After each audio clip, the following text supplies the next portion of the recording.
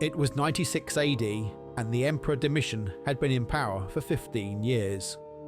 He was the most powerful man in the world and ruled with a mixture of efficiency, culture, and sheer terror.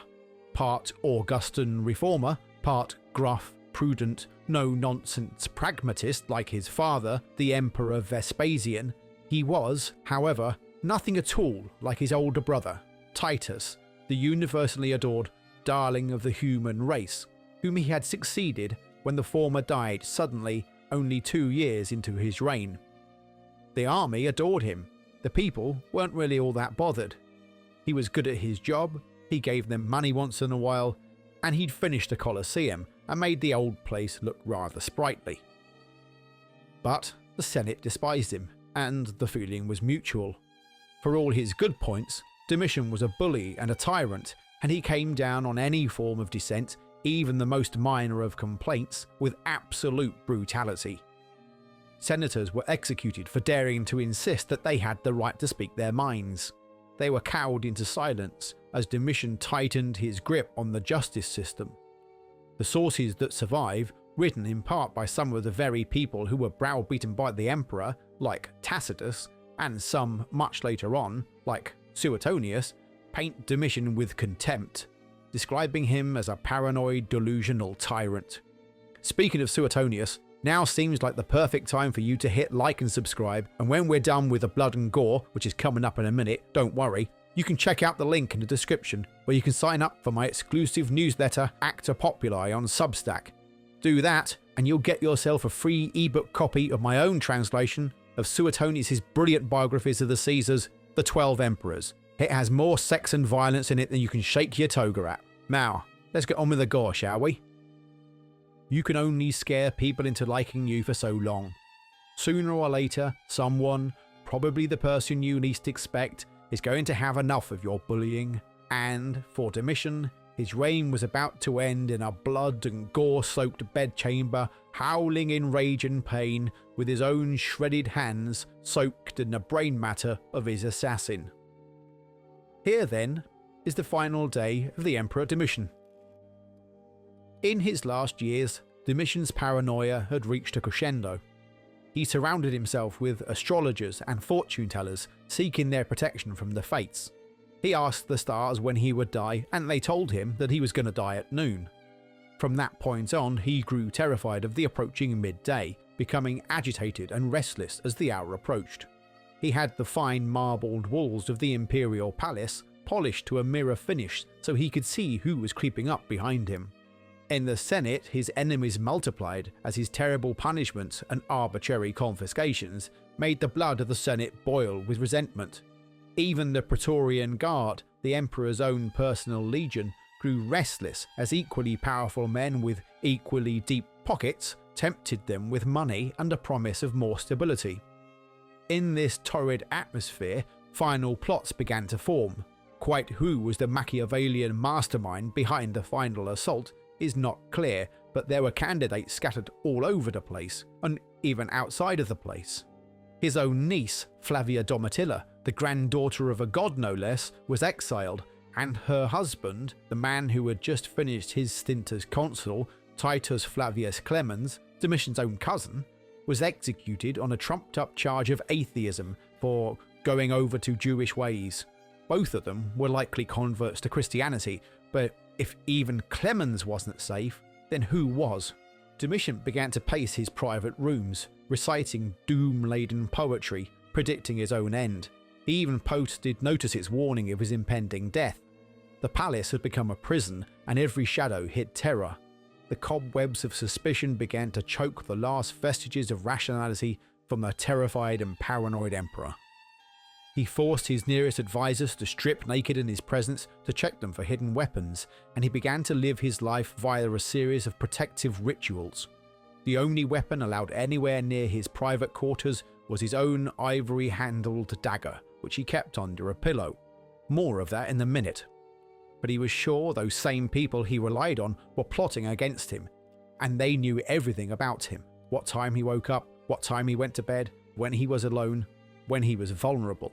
As the conspirators were deliberating how and when to kill him, whether it should be in the bath or at dinner, up stepped the steward of his niece, a man called Stephanus, who was, at the time, under investigation on a false charge of embezzlement, and he offered his advice and help. Like I said earlier, it might be the person you least expect, but they come for the tyrants in the end.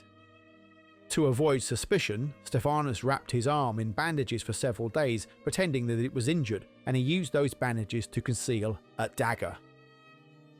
It was the 18th of September, and the prophecies and omens were burning in Domitian's mind. He rose unusually early, uneasy, and spent the rest of the morning constantly asking what the time was.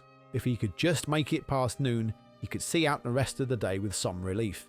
But time and betrayal were closing in on him. Stephanus hurried to Domitian's private chambers, where the emperor was reading some papers in the company of his chamberlain and some guards. Breathlessly, he told the herald that he must see the emperor right away. He had just received a secret dispatch revealing names of a new set of conspirators, and the emperor needed to see him right now. The herald bent to whisper the news in his master's ear, and Domitian nodded and beckoned Stephanus forward. "Sire," the steward said, "the news I have should be for your ears only." And he leaned forward and cocked his head at the guards. "The walls have ears," he whispered, with a wink. Domitian nodded curtly and waved everyone away. Silently, perhaps too silently, they all filed out of the room, leaving Stephanus and the emperor alone to their fates. Stephanus fished the papers supposedly showing the names of the conspirators from his robe and bent forward to show the emperor. Domitian leaned forward, eager to see what news he had, and, at that moment, his brow creased in frustration. The scroll was blank. He looked up just in time to see Stephanus whip the dagger from its hiding place, and before he could even make a sound, the steward drove the blade right at his master's guts. And missed. Domitian bellowed with outrage, pain and shock. Stephanus had hit him, but in the groin, and whilst blood immediately began to pool in his chair, this was not the instant fatal blow Stephanus had been counting on. Stephanus himself froze, unable to think of what to do next. This was not what he was expecting. He was expecting Domitian to grab at his intestines as they began to spill onto the floor and die quickly. But now, all he had done was make Domitian angry. Very angry. Domitian was a big man, very tall, and despite a little bit of excess weight as he got older, he was still broad and muscular, and now he was hurt and he was furious. Stephanus snapped out of it and lunged at him again with the dagger, but Domitian burst to his feet, scattering furniture and tableware everywhere. He grabbed the blade of the knife and tried to twist it out of Stephanus's grasp, and then, using his superior strength, roaring like a wounded bear, he barreled into the terrified and now desperate steward. They grappled for superiority, Stephanus twisting the blade again and again, and Domitian refusing to let go, his fingers shredding as he gripped for his life. They wrestled, kicking aside the tables and chairs, glassware smashing, plates clattering to the floor, and Stephanus wailing in terror, and Domitian howling with pain and rage. The marbled floor was now slick with blood, and they both slipped. Domitian on top began to smash his great ringed fist into the shattered face of the steward, whilst tightening his grip on the assassin's blade as it began to cut his fingers to the bone. The only other person in the room was a young slave boy whose job it was to tend to the statues of the household gods. The boy stood, trembling, transfixed, horrified at what he was watching. Domitian turned to him. "Bring me my knife," he screamed at the boy, who snapped out of it and scurried for the hidden dagger under the pillow. He felt for the coolness of the ivory handle, knowing that if he could just bring this to his lord, then Stephanus' terrified, stupid head could be rent from his body and the day saved. He closed his hand around the hilt of the dagger and pulled it out. And the blade was missing. The conspirators had even thought of this. Domitian howled again, this time in anguish as much as rage and pain. He knew now that he had but one chance. He released the grip on the dagger, and Stephanus managed to drive it into the emperor's shoulder, but even now, the steward must have known that this was a fight he was bound to lose. Domitian formed his mangled and bloodied hands into fists and drove his thumbs into the eye sockets of the screaming assassin, gouging out his eyes.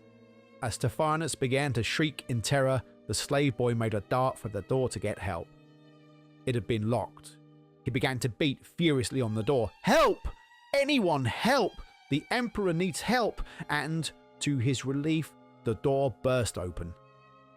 In rushed Clodianus, a subaltern, Maximus, a freedman, Satur, a decurion of the Chamberlains, and a gladiator from the imperial school.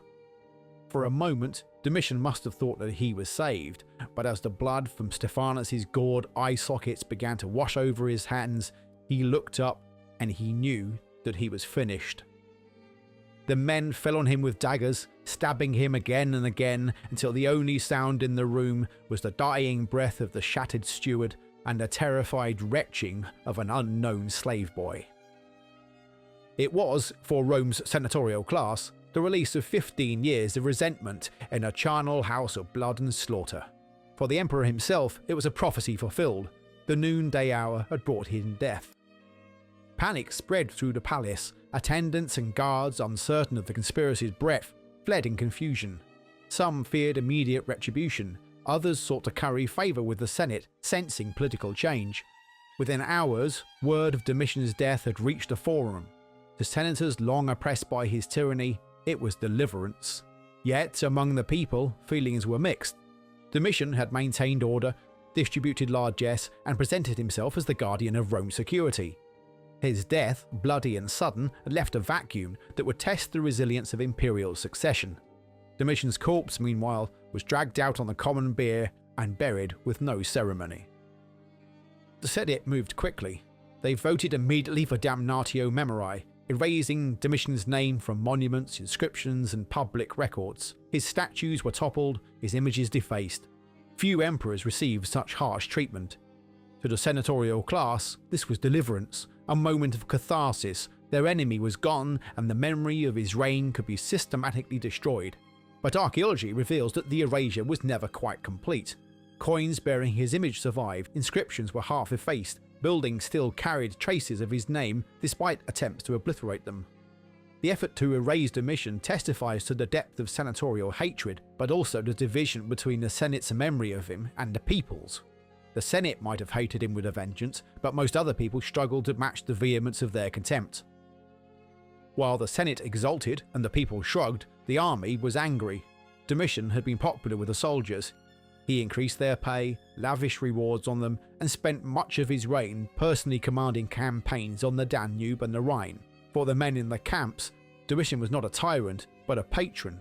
Cassius Dio notes that the soldiers mourned his death, in sharp contrast to the joy of the senators. Their loyalty lingered, and their resentment at his murder simmered. The conspirators had rid themselves of an emperor, but in doing so, they risked igniting civil war. Into this vacuum stepped Marcus Nerva, a man in his 60s with a reputation for moderation and reliability. A long-time senator with no children, no military base, and no history of anything really, Nerva represented a compromise candidate, acceptable to the Senate and not threatening to the legions. Nerva's adoption as emperor was hailed as the restoration of liberty. To the Senate, it was a rebirth. To the army, however, it was an awkward compromise. The Praetorians had been sworn to defend Emperor Domitian, and with his assassination their honour had been tarnished and their loyalty insulted. At first, Nerva sought to protect the assassins. He didn't dare allow the murderers, who had acted in the interest of the Senate after all, to be punished without undermining his own power. But the guard could not forget. In AD 97, the Praetorians laid siege to the emperor himself. They stormed the palace, seized Nerva, and forced him to surrender Domitian's killers. They made him watch as the assassins were executed, an act of humiliation that shattered the fragile authority of the aged emperor.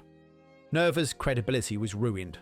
He had been chosen as a stopgap, a stabilising figure after the murder of Domitian, but he lacked military strength. To preserve stability, he was forced to adopt a general with immense prestige, Trajan, the governor of Upper Germany. The army's man. With Trajan, the Senate hoped for continuity, and the army gained a leader they respected. In the following decades, under the rule of what has now become known the Good Emperors, Rome reached its zenith of majesty and power, the greatest empire the world had ever seen.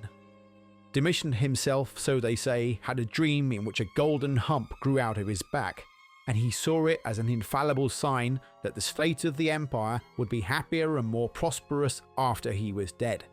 Something that the measured and sensible rule of the succeeding emperors demonstrated to be entirely the case. That's it for this one. I'll be back soon to wallow in more blood-splattered Roman gore and terrifying deaths. All that's left is for you to hit like, subscribe, and check out my newsletter, Acta Populi, which is full of articles about Roman history, academically rigorous, but far from boring. Sign up and you'll get a copy of Suetonius' 12 Caesars, from which a lot of this deranged slaughter is taken. You can also buy a copy if you like. All the links are down below. See you next time.